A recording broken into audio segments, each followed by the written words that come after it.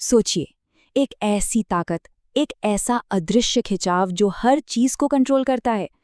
पेड़ से गिरते हुए सेब से लेकर आसमान में चक्कर काटते ग्रहों तक। ये एक ऐसा धागा है जिसने पूरे ब्रह्मांड को एक साथ पिरो कर रखा है। तो चलिए आज इसी महान बल की कहानी को समझते हैं, यानी गुरुत्वाकर्षण। कभी सोचा है कि रात को आसमान में चमकने वाला चांद हमारी धरती का ही चक्कर क्यों लगाता रहता है?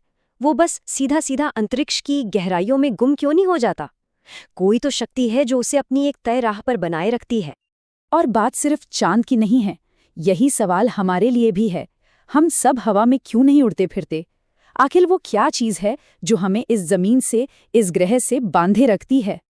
और हैरानी की बात यह है कि इन दोनों बड़े सवालों का जवाब एक ही है।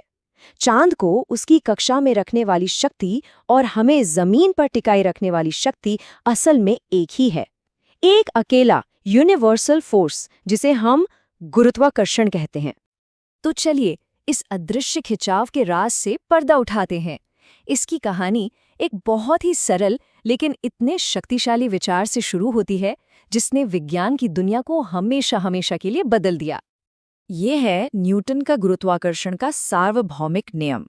सुनने में थोड़ा मुश्किल लग सकता है ना, पर इसका मतलब बहुत आसान है।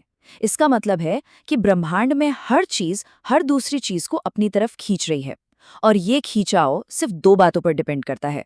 उन चीजों में वजन कितना है और वो एक दूसरे से कितनी दूर है, बस। और ये देखिए, ये वो फॉर्मूला है जो इस पूरे नियम को गणित की भाषा में समझाता है। F=G m1m2/d²।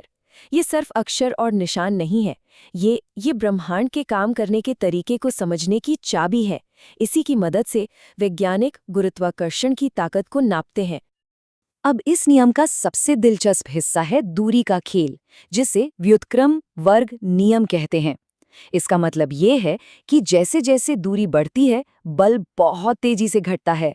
मान लीजिए, अगर आप दो चीजों के बीच की दूरी को दोगुना कर दें, तो उनके बीच का गुरुत्वाकर्षण बल आधा नहीं बल्कि 4 गुना कम हो जाएगा। और इसका उल्टा भी उतना ही असरदार है। अगर आप दूरी को घटाकर आधा कर दें, तो खिंचाव 2 गुना नहीं बल्कि 4 गुना ज्यादा शक्तिशाली हो जाता है। तो मतलब साफ है, गुरुत्वाकर्षण के खेल में दूरी एक बहुत बड़ी भूमिका निभाती है। और जरा सोचिए, सिर्फ एक नियम, और वो क्या क्या समझा देता है। वो बताता है कि हम जमीन से क्यों जुड़े हैं, चांद पृथ्वी के चक्कर क्यों लगाता है, सारे ग्रह सूरज के चक्कर क्यों लगाते हैं, और यहाँ तक कि समंदर में ज्वार भाटा क्यों आता है। एक नियम और ब्रह्मांड के इतने सारे रहस्यों पर से पर्दा उठ जाता है। चलिए अब ब्रह्मांड की सैर से वापस अपनी धरती पर आते हैं और देखते हैं कि ये यूनिवर्सल लॉ हमारी रोजमर्रा की जिंदगी पर कैसे असर डालता है। आपने फ्री फॉल या मुक्त पतन के बारे में तो सुना ही होगा। ये वो स्थिति है जब कोई चीज सिर्फ और सिर्फ गुरुत्वाकर्षण के खिंचाव के कारण नीचे गिरती है। उस पर हवा का कोई असर नहीं होता। असल दुनिया में तो हवा होती है जो एक पंख को धीरे धीरे गिराती है।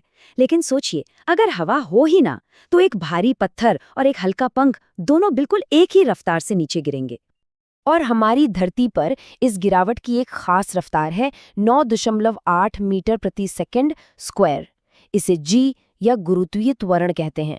मतलब हर सेकंड नीचे गिरती हुई चीज की स्पीड 9.8 मीटर प्रति सेकंड बढ़ जाती है। परीक्षाओं के नजरिए से ये एक बहुत ही जरूरी नंबर है, इसे जरूर याद रखिएगा। अब एक जरूरी सवाल पर आते हैं जिसमें अक्सर लोग कंफ्यूज हो जाते हैं। जब हम कहते हैं कि कोई चीज भारी है, तो क्या इसका मतलब उसके अंदर मौजूद पदार्थ की मात्रा से है या उस पर लगने वाले गुरुत्वाकर्षण के खिंचाव से? क्योंकि ये दोनों अलग अलग चीजें हैं। और यहीं पर द्रव्यमान और भार का अंतर समझना जरूरी है। देखिए, द्रव्यमान यानी मास वो स्टफ है जिससे कोई चीज बनी है। ये कभी नहीं बदलता, चाहे कोई पृथ्वी पर हो, चांद पर हो या अंतरिक्ष में। जबकि भार यानी वेट उस स्टफ पर गुरुत्वाकर्षण द्वारा लगाया गया खिंचाव है, और जैसा कि साफ है, ये जगह बदलने पर बदल सकता है। इसको ऐसे समझिए, अगर कोई इंसान चांद पर चला जाए तो उसके शरीर का पदार्थ उतना ही रहेगा, यानी उसका मास नहीं बदलेगा। लेकिन क्योंकि चांद का गुरुत्वाकर्षण धरती से करीब 6 गुना कम है, तो वहां उसका वजन सिर्फ 1/6 रह जाएगा। हल्का महसूस होगा, पर इंसान उतना ही रहेगा। ठीक है, अब तक हम हवा और जमीन की बात कर रहे थे। चलिए अब पानी के अंदर गोता लगाते हैं और देखते हैं कि वहां गुरुत्वाकर्षण कैसे काम करता है। यहाँ पर दो नई ताकतें सामने आती हैं, दाब और उत्प्लावकता। सबसे पहले बात करते हैं दाब यानी प्रेशर की। दाब का मतलब है किसी खास एरिया पर कितना फोर्स लग रहा है। जैसे एक नुकीली कील दीवार में आसानी से घुस जाती है क्योंकि उसका सारा फोर्स एक बहुत छोटे से एरिया पर लगता है, जिससे प्रेशर बहुत ज्यादा हो जाता है। तो जब कोई चीज पानी में जाती है तो वहां दो ताकतों की जंग छिड़ जाती है। एक गुरुत्वाकर्षण जो उसे नीचे खींचता है और दूसरी पानी की ताकत जो उसे ऊपर की ओर धकेलती है, जिसे उत्प्लावन बल या बोयंट फोर्स कहते हैं। बस इन दोनों में से जो ताकत जीतती है वही होता है। अगर ऊपर का धक्का ज्यादा मजबूत है तो चीज तैरती है और अगर नीचे का खिंचाव जीत गया तो वो डूब जाती है। तो सवाल ये है कि पानी का ये ऊपर की तरफ लगने वाला धक्का आखिर होता कितना है? इसका जवाब हमें हजारों साल पहले एक बहुत ही महान विद्वान ने दिया था। और ये है आर्किमिडीज का वो मशहूर सिद्धांत। सुनने में शायद थोड़ा वैज्ञानिक लगे, पर इसका मतलब बहुत सीधा है। कोई भी चीज जब पानी में डुबोई जाती है तो पानी उस पर ऊपर की ओर उतना ही बल लगाता है जितना वजन उस चीज ने अपने लिए जगह बनाने के लिए हटाया है। यही वो उत्प्लावन बल है। और ये सिर्फ कोई किताबी सिद्धांत नहीं है, हमारी रोजमर्रा की जिंदगी में इसका जबरदस्त इस्तेमाल होता है। बड़े बड़े लोहे के जहाज और पनडुब्बियां इसी सिद्धांत के आधार पर डिजाइन की जाती हैं। यहाँ तक कि दूध की शुद्धता मापने वाला लैक्टोमीटर और द्रवों का घनत्व मापने वाला हाइड्रोमीटर भी इसी एक सिद्धांत पर काम करते हैं।